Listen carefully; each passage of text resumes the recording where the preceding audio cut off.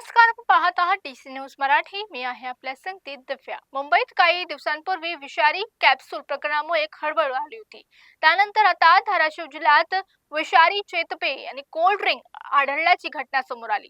त्यामुळे मोठी चिंता व्यक्त करण्यात आली. धाराशिव जिल्ह्यातील कळंब येथे कोल्ड ड्रिंक पिल्याने 2 परिचारकांना अन्न विषबाधा झाली. असे शीतपेय वारमधील वाटपण्यासाठी तयार केलं होतं. सुदैवानं मोठ्या प्रमाणावर भाविकांना ते वाटप होण्यापूर्वीच हा प्रकार उघडीस आला.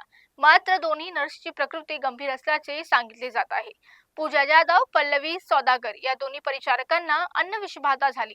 पूजा जाधव यांच्यावर लातूर येथे गॅलेक्सी रुग्णालयाच्या अतिदक्षता विभागात उपचार सुरू आहेत, तर पल्लवी सौदागर यांना आमजोगाई येथे रुग्णालयात दाखल करण्यात आलं. मिळालेल्या माहितीनुसार शेगावच्या गजानन महाराज पालखी सोहळ्यात हे शुद्धपेय वाटप करण्यात येणार होतं. मात्र वाटपपूर्वीच ही घटना घडल्याची मोठा अनर्थ टळला.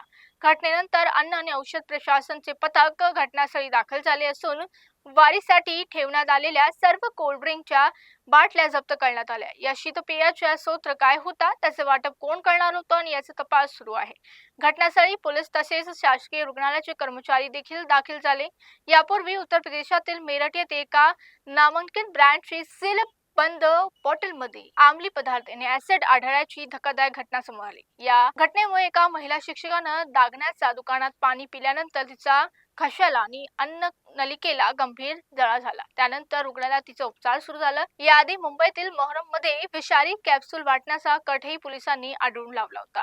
फैयाज प्रेमजी नावाच्या व्यक्तीला उंदराच्या विषाणू भरलेल्या सुमारे 15,000हून जास्त कॅप्सूल वाटप करण्यात आले होते.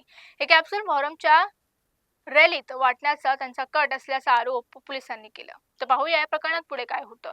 थांबूया, तेच पाहत राहा डीसी न्यूज मराठी.